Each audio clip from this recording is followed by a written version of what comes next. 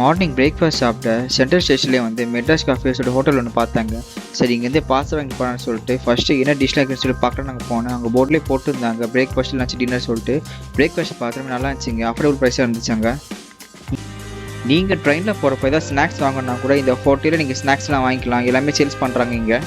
இந்த ஹோட்டல்லேருந்து mini tiffin தருவாங்க. இங்கே வந்து இட்லி வடை பொங்கல் சட்னி சொல்லி காம்போவாக தருவாங்க. அதையும் நீங்கள் வாங்கி பிரேக்ஃபாஸ்ட் சாப்பிட்லாம் ட்ரெயினில் போகிறப்போ.